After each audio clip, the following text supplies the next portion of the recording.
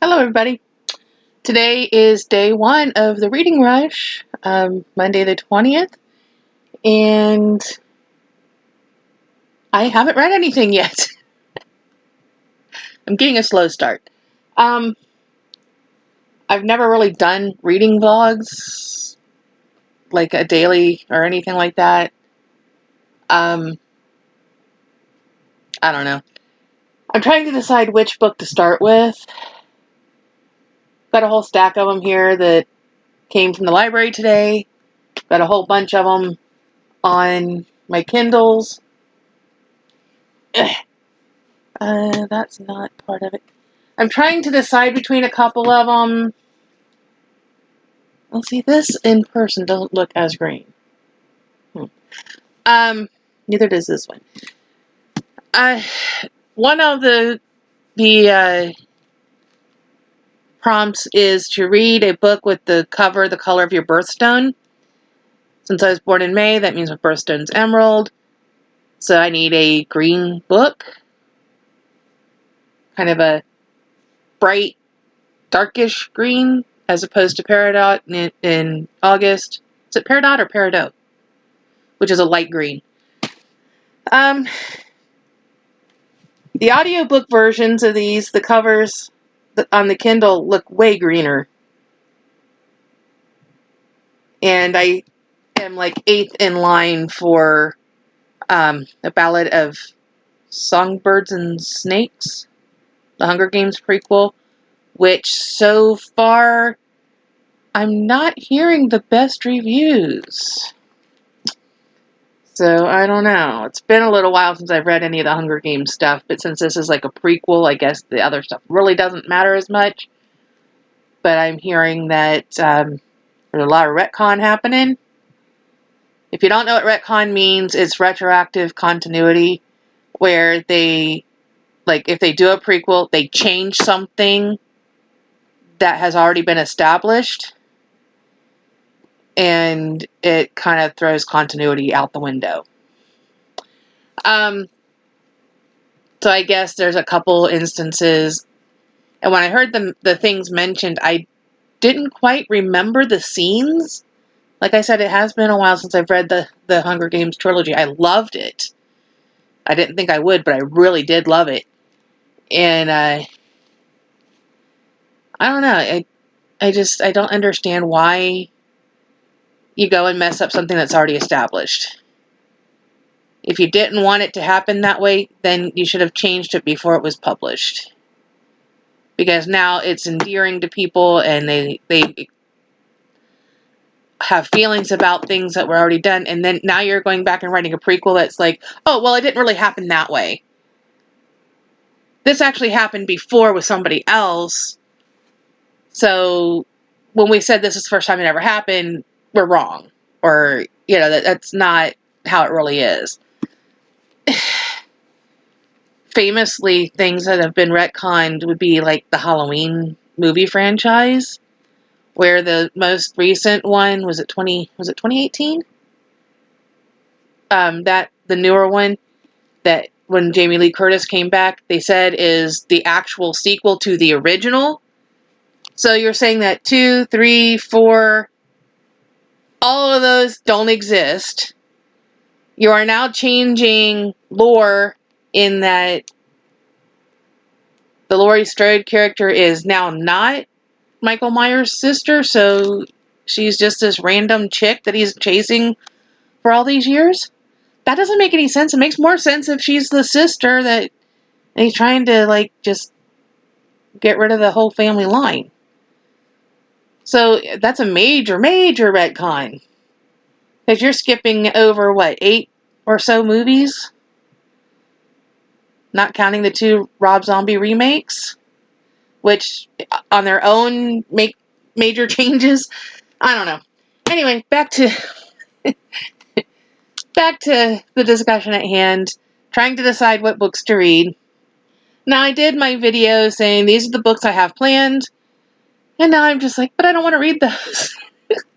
I knew this was happening. Every time I make a TBR, I change my mind. One of the books that I did have in the TBR for this particular for the birthstone cover was Legend in Green Velvet. Now, oh wow, that looks really blue on my camera. It looks very dark in person. It actually looks lighter on camera. I don't know how that happens, but whatever. But the picture of the cover of the audiobook is way greener and looks like an emerald green cover. So this is not that long. It's only 240 pages. My other thought was maybe Part of Your World, A Twisted Tale by Liz Braswell. What if Ariel had never defeated Ursula? Ooh. Which here it's kind of a greenish teal. But again, the cover of the audiobook looks almost green. Like way more green. And here again on the screen, when I'm looking through on the screen, it looks blue. Am I making this challenge too hard? Should I just say screw it and just read one of them because there is a version that to me looks green? It doesn't say it has to be a hardcover or any particular thing. We're allowed to read anything. I could read nothing but children's books if I wanted to. I don't know. But I'm kind of on a Little Mermaid retelling kick at the moment because I also have Sea Witch, which to me looks more blue than green on the hardcover. And when I hold it up, it looks very blue on the screen. So I started this one the other day and I was so tired when I started listening to it. I ended up falling asleep because the narrator of the audiobook has such a relaxing voice. I just kind of was like, oh, this is nice. I'm enjoying this. I'm asleep.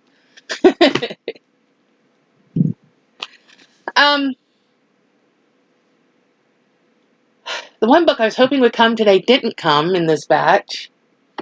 I was hoping to get a hold of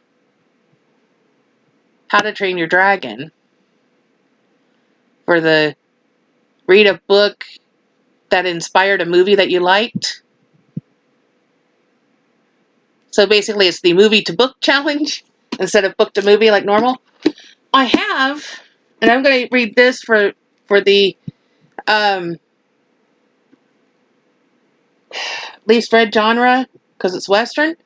But I also got the movie from the library. So if I wanted to, I could have book and movie and make that for that challenge as well.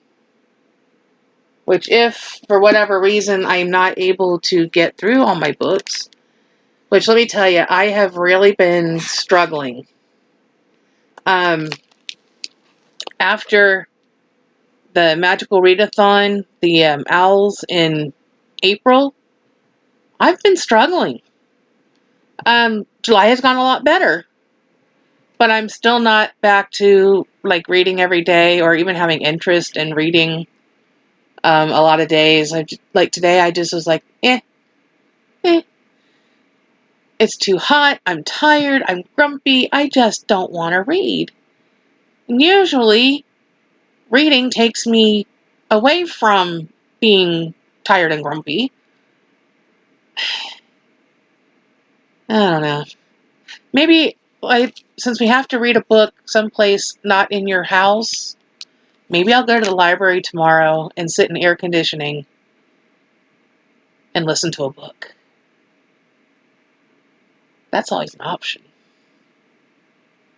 But anyway, I'm trying to decide which book to read first. And when nothing sounds good, how do you choose? I also have the Good Luck Charm. Ooh, wow, that's very bright blue on my screen. I mean, it's kind of a bright blue in person, but it's like neon on the screen. Dang. Ooh, that's pretty. Do I want a romantic kind of book? 340 pages. I mean, it's after midnight already, so technically it's Tuesday. I mean, if you really want to be technical about it, it's Tuesday morning. So I didn't read anything for Monday, which kind of sucks. This has nothing to do with anything, but this one's a really neat little book. It's called Cook Me a Story, and it's a treasury of stories and recipes inspired by classic fairy tales.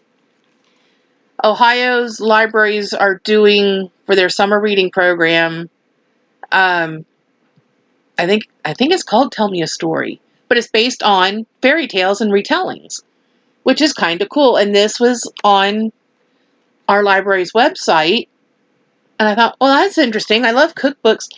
This is not exactly what I thought it was going to be. I thought it was going to be a story and then a recipe to go with it. But no, not exactly. The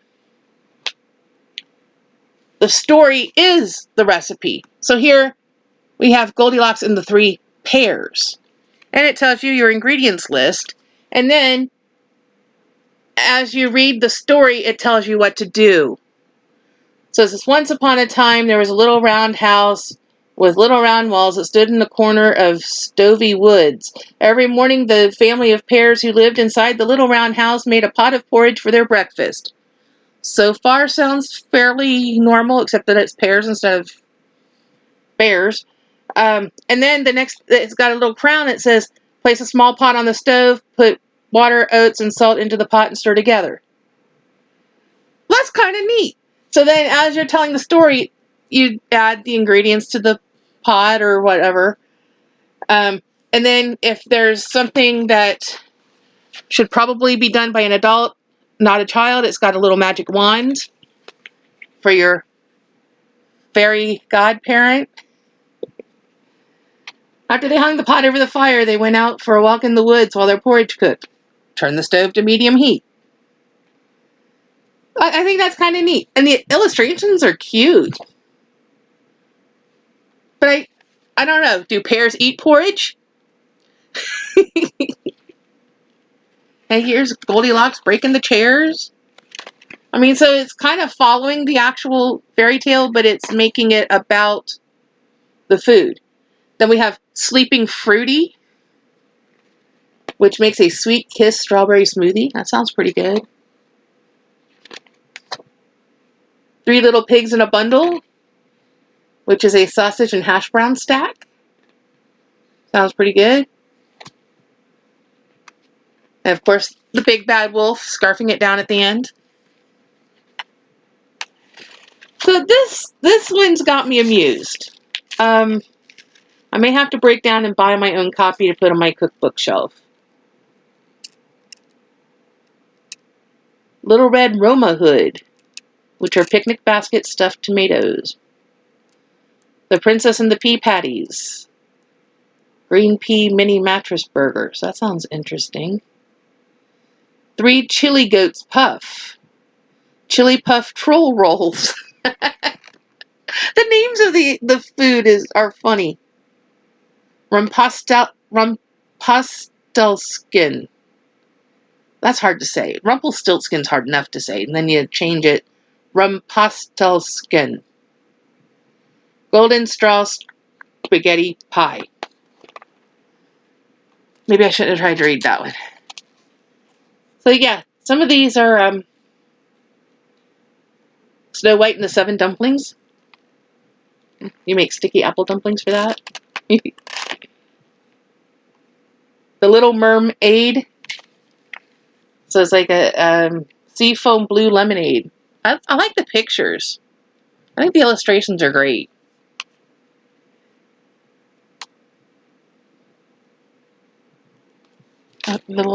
Gotta show the sea turtle. He's too cute. So yeah, I think this is a fun book. I think I want to try some of these.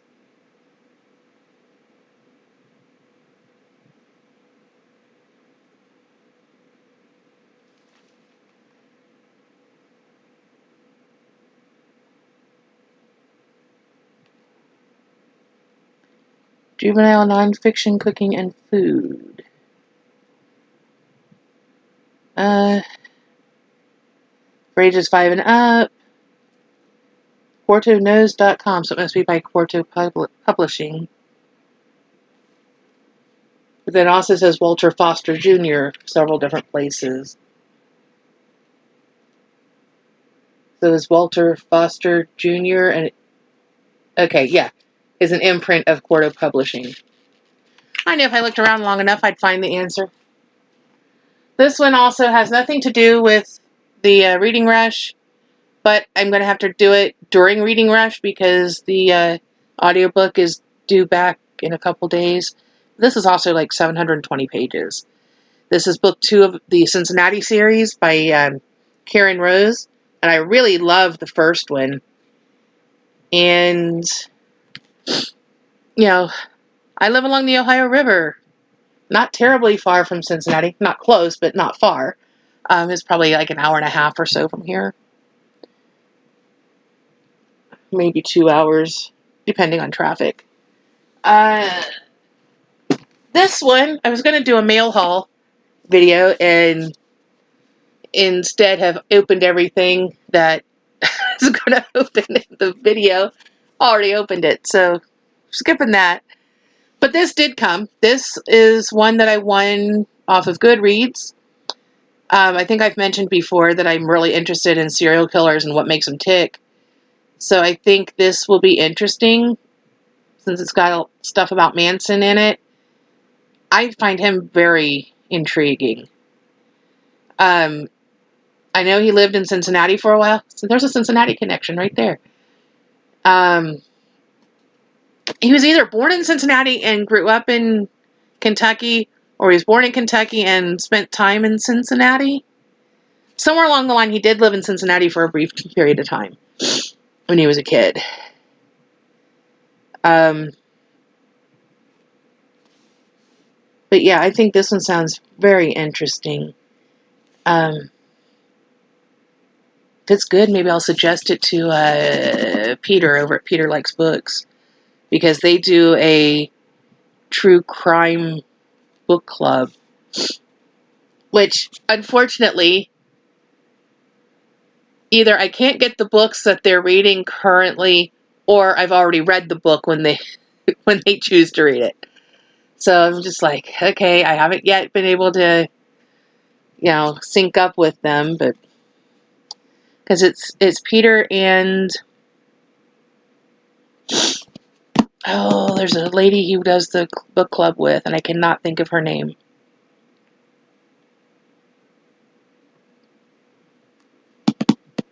I don't remember. Anyway, his YouTube channel is Peter Likes Books. Well, one of his many channels, his bookish channel. So take a look and follow him. He does some pretty interesting stuff. He does read a lot of the true crime and thrillers, but he reads a lot of other stuff too. But if this is good enough, maybe I'll suggest it to him. Saying this as if I know him. I've never met him, never talked to him before, but I watch his videos. But this sounds like it could be, since he is interested in true crime, could be something he might be interested in.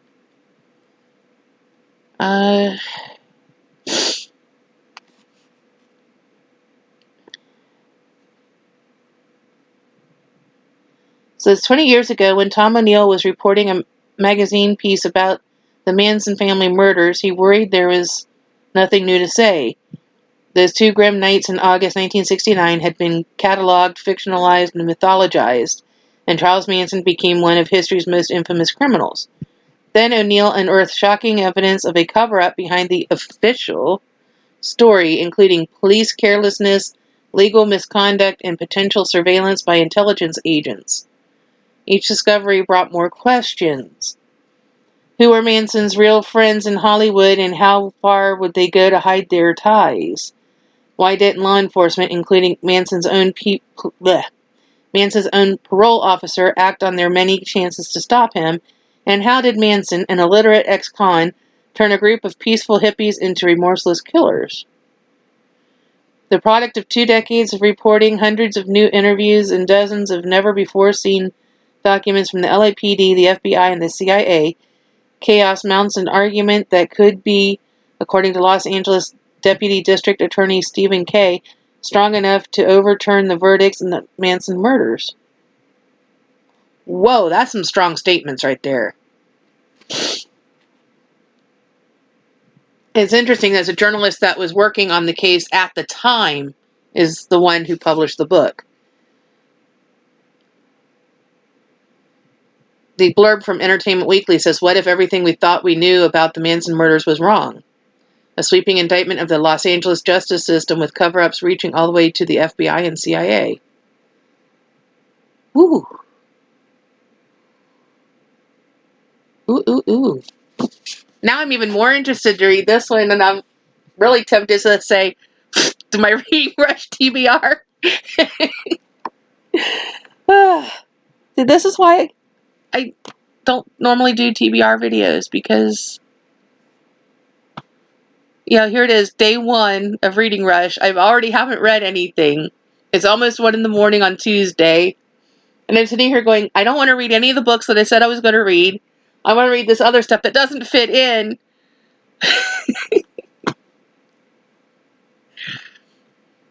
Good thing Reading Rush is also, let's just see how much you can read in a week. Because maybe, just maybe, I might go that route, and if I happen to fill in badges and prompts and things, I mean, I do want to read these books, just I want something that's jumping out at me and saying, me, read me. You know what I read last week? I read Judy Moody. Well, 2 out of the 3 books I have. I have 1 more to read. I still have Judy Moody Saves the World to read out of the ones I picked up the other day. This is what I've been wanting to read. I want to read kids' books. My attention span is nothing right now. Ever since the end of the Owls, I've been in a reading slump, and then when my dad died in the middle of May,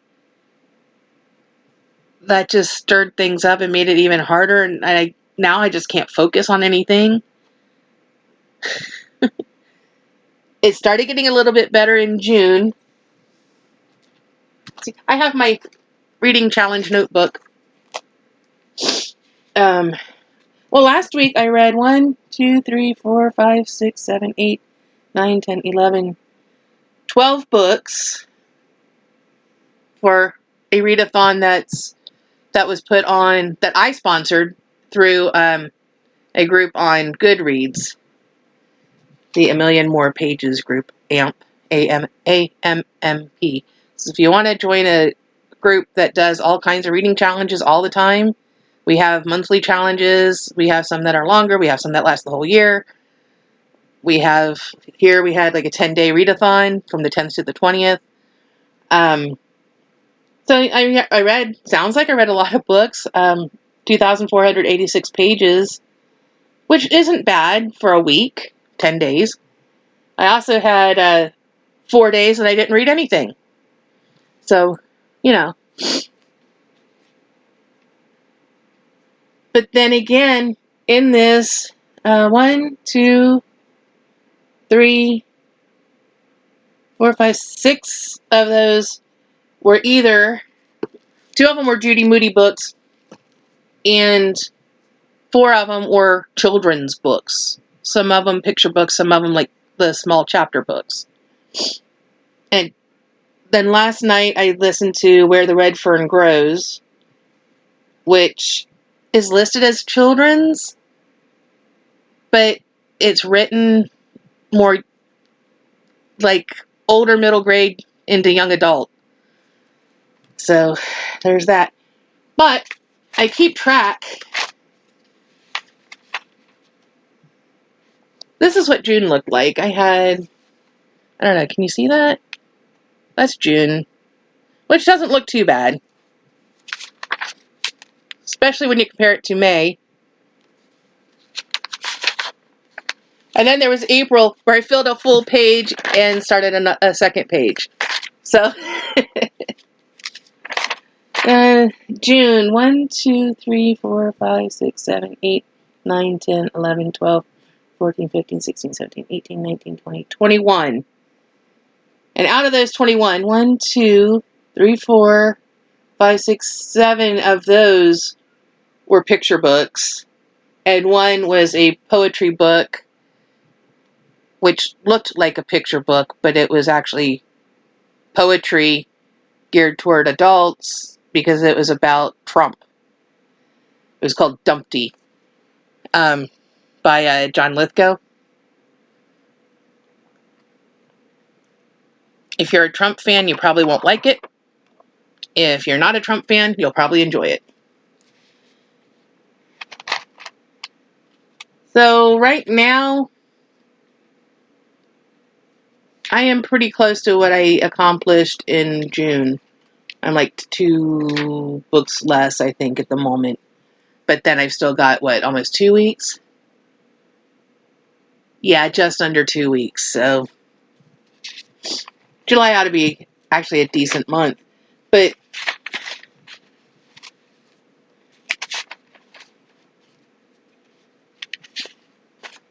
okay, so January, I filled a whole sheet.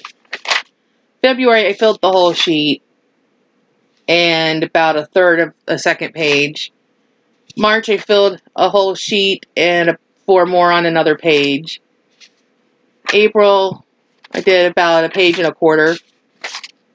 And in May, I did 7 total books, 2 of which were children's picture books. One was technically a DNF. I read enough of it that I wrote it down, but I didn't finish it because I didn't like it. And that was The Brief Wondrous Life of Oscar Wilde. Well, W-A-O, Wow. I tried. I put in the good fight. I just could not. I did not like it, didn't enjoy it. I managed to get all the way through Shakespeare for Squirrels and can't really tell you a whole lot about it, other than it is a retelling of Midsummer Night's Dream, and a lot of the characters turn into squirrels.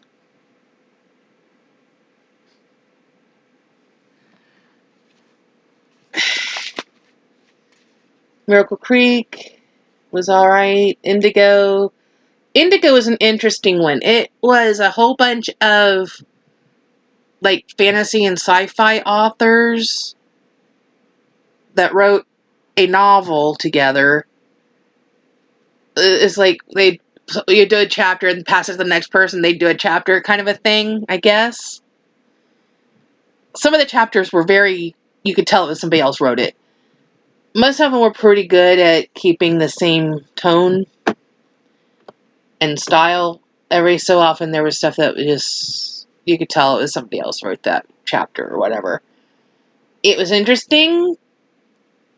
I really don't read that much sci-fi, and when I do, it tends to be dystopian or zombie, which I guess theoretically zombie apocalypse would fall under dystopian. Anyway. Yeah. China Rich Girlfriend. I am so thankful I only have 1 more book to read in that trilogy, because I am not enjoying the books. Was it Crazy Rich Asians? The book was okay, but I really have a hard time when I don't like the characters.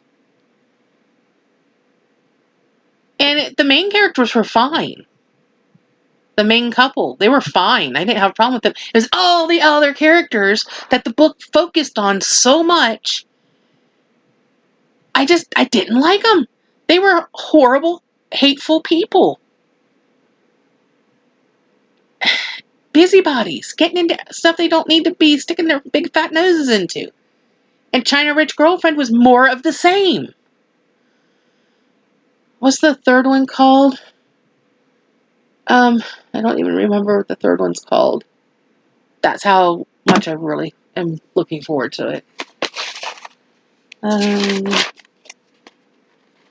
That's in this other list over here. I'm reading it as part of a challenge. The Serial Series Challenge. Here, Rich People Problems is the third book in that series. And I have already decided I am not going to go out of my way to read the new book by the author that did these, because I just, was his name Kevin Kwan or something? I just am not liking the books. The Crazy Rich Asians movie was okay, but even that wasn't spectacular because it was the same stupid, horrible characters. Now, if they could have made the characters likable somehow, I might have liked it better. But, you know, I don't know. But the actor that played the main character, the main guy character, he's really a handsome guy. I don't mind watching him. And the girl that played his love interest, she's really beautiful. I like the actors. The actors are phenomenal. The characters suck. But I tell you, the highlight of the movie of Crazy Rich Asians was Awkwafina. She was fabulous. She made that character her own, and she was so fun and funny. I want to see her in more stuff. I know she's got some things coming out soon, theoretically.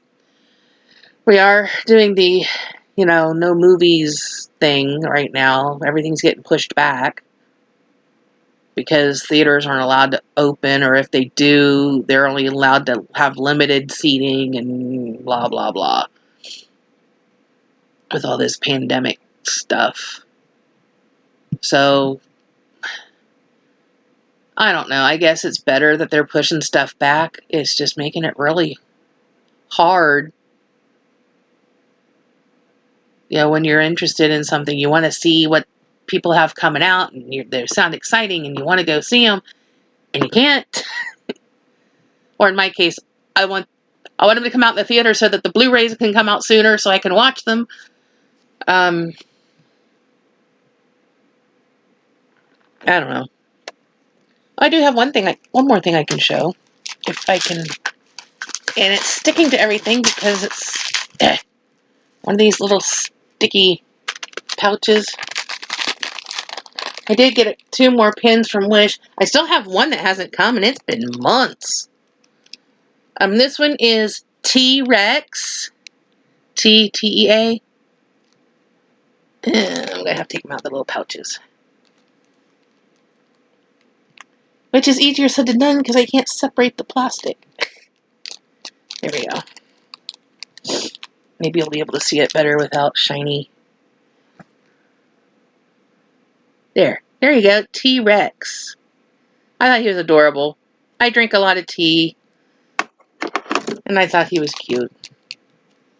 And then, of course, I am also a Monty Python fan. And I have this one. It's just a flesh wound. Yeah. So I've been rambling on here for a little over half an hour, and you're probably bored out of your minds by now. And I don't have a whole lot to talk about. The only other interesting thing I got in the mail was a tote bag that I redeemed some points for. It's bright green, and it says Old Orchard because it came from that company. Or if you sign up on their website, you can earn points, and when you get to a certain number of points, you can redeem for various things. This is the second time I've redeemed for the tote bags. They're really nice. They're big and roomy, and right now I've got stuff in it. Size-wise, it's similar to this one. Well, I mean, that's a pretty big bag. Only it's really bright green, and full of stuff. I have some things I'm going to take to one of the blessing boxes in the area. And right next to the blessing box is a little free library, and I've got a book to put in there. It's called Montauk, which is a historical romance set on an island called Montauk, which I believe is like Rhode Island or someplace like that. No, it's on Long Island. They talked about going to Rhode Island, and instead of going there, they went to Montauk. And anyway, this woman and her husband, they go, and he's trying to make this business deal, and she finds out he's been having an affair. She ends up having an affair.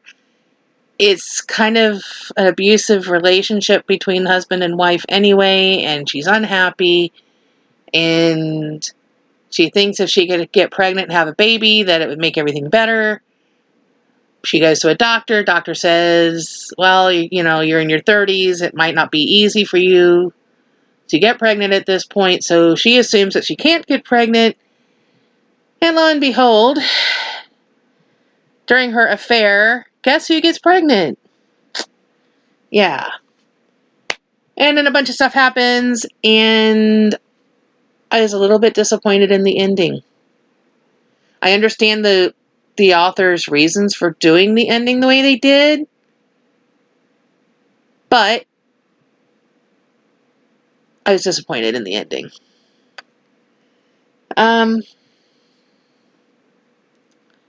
Still, it was a well-written book. I want to say it was a debut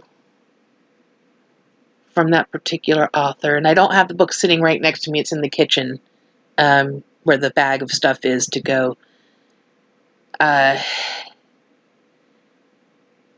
it was a pretty good book. It didn't end the way I wanted it to. So I was a little disappointed in the ending, but then if I would have written it, then I could have made it end the way I wanted it to.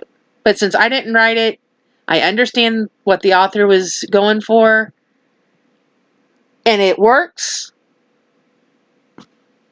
But if I want it to end the other way, I write it myself, right? They always say, write the book you want to read. So now if I could just figure out how to get started, how to get what's in here onto the page. That's got to be the problem for a lot of writers, and I don't know how they do it, and I'm very impressed that they can do it. I just haven't managed to make that work yet. Once I get something started, like if I'm doing a research paper or something, once I get started, I can just fly through it. It's the getting started part. What do I want to say? What direction do I want it to go? Organizing the thoughts and actually getting that opening on the paper. I'm not one of those people who can write everything and then go back and do the opening. No, I need an opening to build on. I'm also not this is a very, very bad habit. So if you are in school, do not do this. It's a very, very, very bad habit. I don't do drafts. Shame on me. I don't. I put it together in my head, what I want to say, what direction I want to go. Then I make it happen on the paper. And so far, I've been able to get by with it. I did have to do drafts for one in college, my final portfolio piece, where we had to take something that we had previously written for another class and rework it. And it had to be a certain length, like 15 to 20 pages or something. I took a paper that was already 15 pages long and reworked it. I moved some things around, turned it in, and she's like, well, you need to change this, you need to move this, take this out, add this over here. Okay, move stuff around, ended up losing pages. It was a struggle for me to get back to the 15 pages I had originally. And she was really wanting us to do like 17 or 18 pages optimally. And I was struggling to get there. And I already had 15 pages written. But by the time I moved things around, condensed things, took out a couple quotes, took a quote out and made it an epigraph, and took one off and made it this, and I ended up losing pages, and it was a real struggle to get to the minimum amount. Where when I was first writing the paper, I probably could have written 30 pages in a heartbeat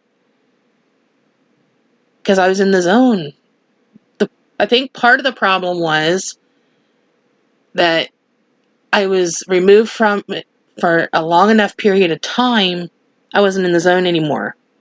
I had moved on to other things, and coming back to it,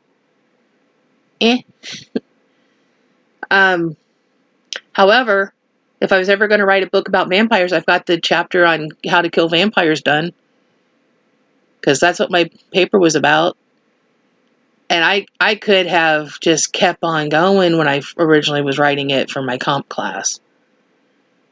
They let me out of comp 1, but I had to do comp 2. And I was threatened by the professor, well, instructor, he wasn't a full professor. I was threatened. Do not go over the 15-page limit. If you do, I will start taking points off. You will lose a letter grade for every extra page. Because he knew me. I'd had him for other class, and it was like, do not do it. This is it. You're not allowed any more pages. And I'm like, what about the bibliography? So that's separate. No more than... Yeah. He's retiring. I saw on Facebook that this will be... fall semester will be his final semester as an instructor. He's retiring. But then he's been with the college since the 70s, so... yeah. Matter of fact, I think... trying to remember, I think he said he was either going to school there or had just graduated around the time I was born. So he's been involved with that college for a very long time. So he's probably, that would make him, he was,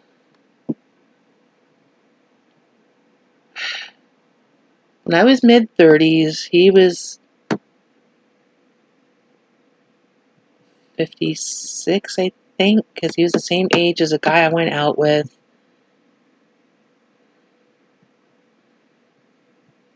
I was late 30s.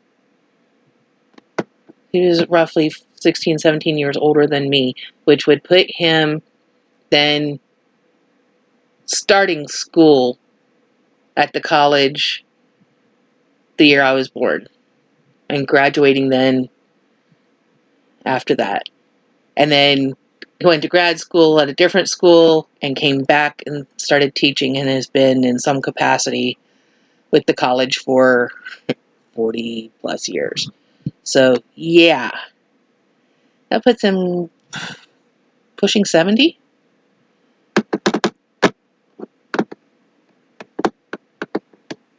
Mid-60s. Somewhere mid-60s to 70, somewhere in that range. Because I'm not 50 yet, so that would mean 65 at least.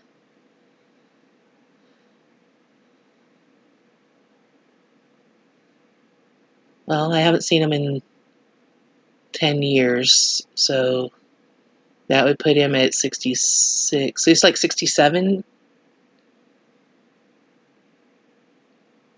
This is the problem with English majors and math.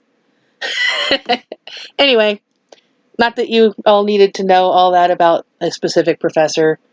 His wife is a sweetheart.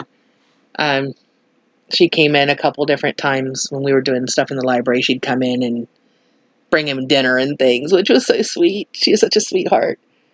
And I remember one day I showed up to class. He says, "Go home." I'm like, "But class hasn't started yet. Go home." I'm like, "But class hasn't started yet. It's snowing. Go home. I know where you live. I know the roads. Go home." And I'm like, I was thankful after I got on the roads and saw how bad they were. I was so thankful, because about the time we would have been getting out of classes when I finally made it home. It took me at least 2 hours to do a 45-minute drive that night. And luckily I was behind a plow. And I stayed behind that plow because they were plowing and salting. And I'm like, I'm staying right here and we will crawl home. And then when the next time I saw him next class, I was like, I am so glad you made me go home, because it took me over 2 hours to get there. And he's like, I knew it would. I know those roads and I know they don't plow. And I said, I got behind the plow and I stayed put. And so yeah, there's another day that I just got up and walked out of class because I wasn't feeling well. And I came back in and he says, "Are you okay?" I said, "No, I think I need to leave early. I don't feel good." Walked out in the parking lot and threw up all over the place. And a little bit later, he came out and he was like, "I see what you mean." Because I hadn't made it to my car yet. And he came out. I think he was checking on me, really. Because I felt so bad. And I'm like, "I'm sorry, but I can't stay." He's like, "No, go home." He told me to go home a lot. But then he also knew I was going to get the work done. So when you have a professor that knows, get on their good side. Best advice I can give you is get on your professor's good side. Do the work. Be respectful. And you'll be on their good side. And, be on time. Make sure everything is done and turned in on time. Follow the guidelines. Ask questions if you have questions. And, professors will respect you for it. I had a different professor who sadly has passed away since I graduated. But everybody kept telling me how horrible this person was. "Oh, he's this really terrible guy. He's so strict. He makes you do this, that, and the other thing." And I went into class with the thought, oh my God, I'm probably going to hate this because of everything I've heard about this guy. I went in with the idea, okay, well, from what I've understood, I will just have to agree to disagree because, I ended up loving that professor. He was so good. I learned a lot. I had no problem with his rules because I understood his rules. And I think the problem was a lot of these kids were going in there 18, 19 years old and had never had a teacher say, look, you do it my way or you fail. Do this or get out. He didn't do anything, I thought, that was all that crazy. He didn't want you using the computer when you typed or when you did papers. He wanted you to handwrite your papers. But, this is where I had some issues, minor issues, because of the way I write. Either do it all in cursive or all print. None of this half and half stuff, which my writing is kind of half and half. So I really had to concentrate and print out everything meticulously. And he nailed me everything I had to turn in. Every time I turned something in, he would nail me on the LE. If there's a word that ended with LE, I'd be like LE. And it was always a cursive E at the end of the L. And he's like, you were doing so well. And then every LE, you did this. But some of his ideas may have been a little bit old-fashioned. Like he thought that when women were first becoming teachers, that they had to be unmarried and all that, no children. He actually thought that was good, that was better than now, in that the morality stuff. And I'm like, does what I do outside of the classroom really make as much difference as they tend to put emphasis on? If I date somebody, is that a bad thing? And they didn't even want the women dating. It was like, single women only. And things are more relaxed now. Obviously, married women can be there and they can be pregnant while they're teaching and everything else, which back what he preferred wasn't allowed.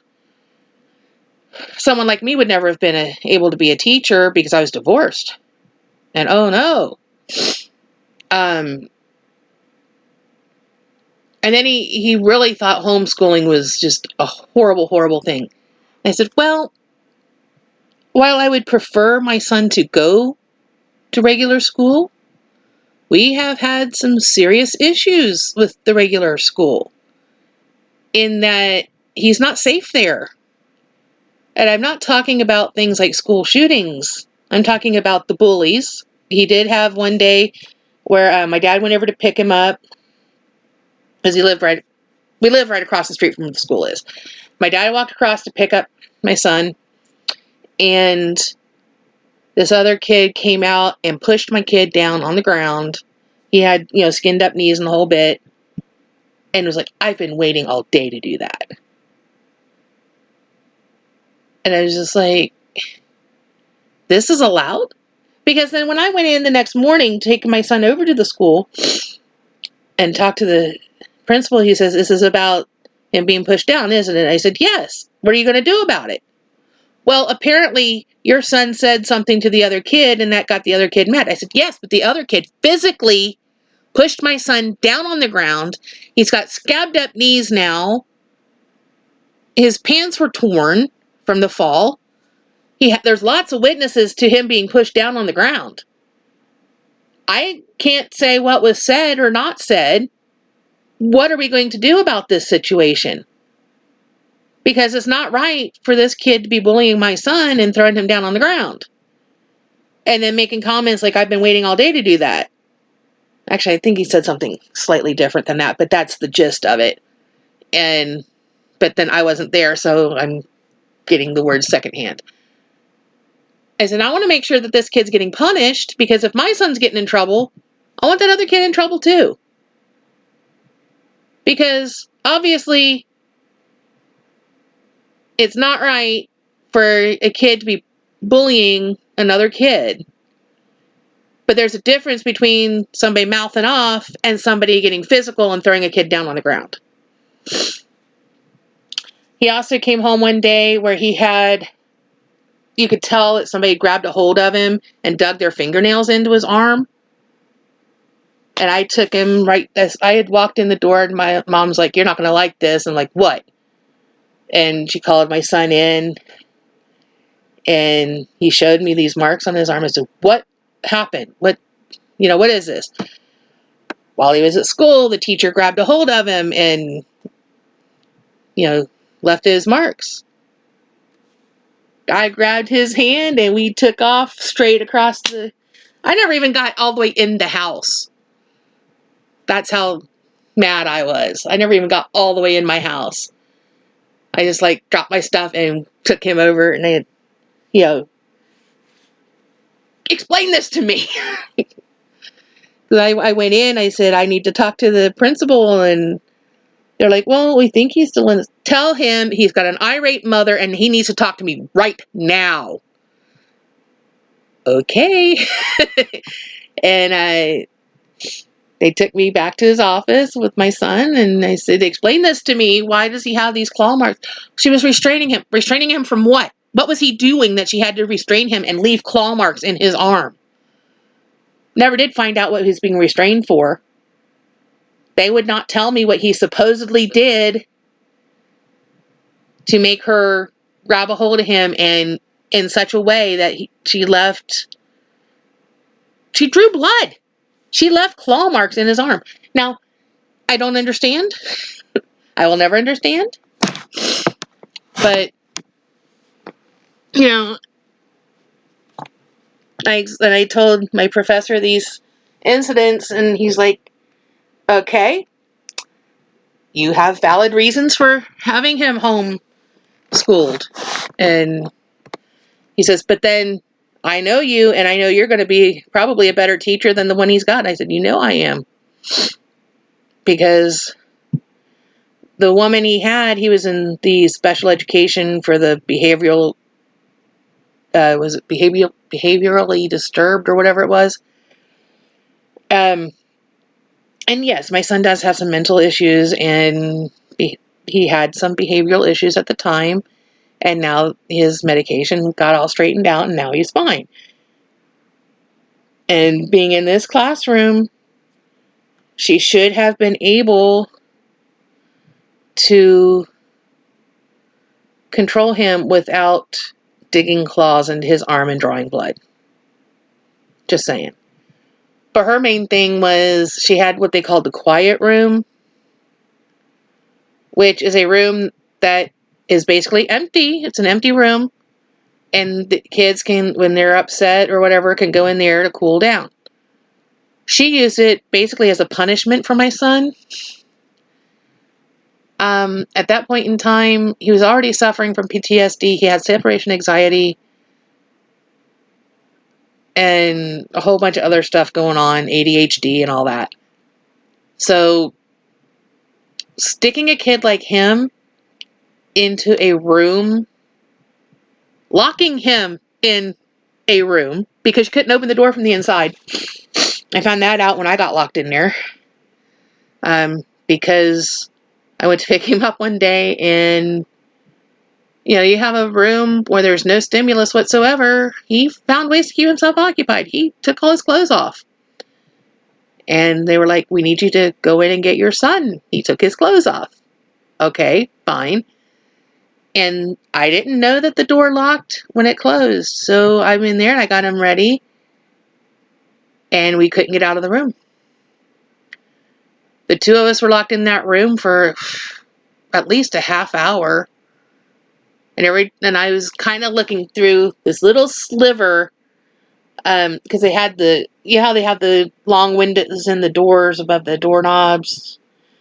They had like paper covering that, but there was a sliver, and I was looking out that little sliver that wasn't covered. And every time I saw somebody, I'd bang on the door and say, "Hey, can you open the door?"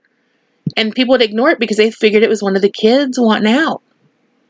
No, I wanted out. And the principal came by, and he checked in the room. He says, "Oh, I didn't know you were in there.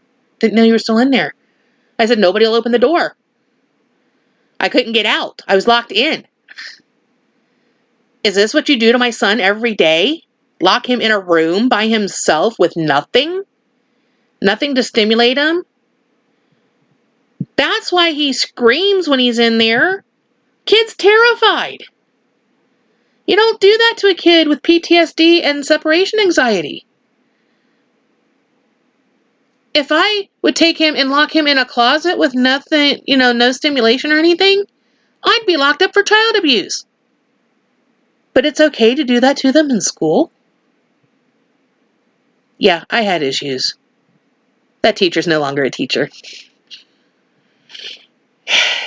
Because the next time when we went and did his IEP, his individualized education plan, IEP, I was like, you will not ever, I don't care what he's doing, I don't care if he's being a disruption or not, you will not ever lock my son in that room again. Ever. Because if you do, I will get a lawyer and I will sue you. I will own this school by the time I'm done. because this is not the first time we've had issues. And you know what? He was never put in that room again. But see, they looked at me as dangerous because I was in the education program and being trained to be a teacher. So they couldn't pull some of the stuff that they do on parents that don't know. I was being taught these things that, you know, this is not appropriate. These are not appropriate behaviors. So I could come back and say, hey, this is not cool. Oh, goodness gracious. I have talked way longer than I planned. We're up to an hour already. I should probably cut this short because this is only supposed to be a short little, this is what I did the first day of Reading Rush blog, and it ended up this crazy tangent on school. Yeah. Anyway, you know me, I don't edit, so yeah. I don't edit in when I write, and I don't edit when I do videos, so yeah. Sorry about that. I will see you in the next video, maybe later today since it's now almost 1:30, and yeah.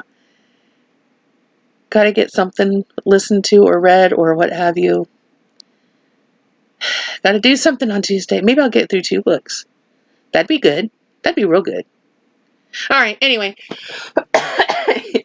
Comment, like, share, subscribe, ring the bell icon, all that YouTube-y stuff.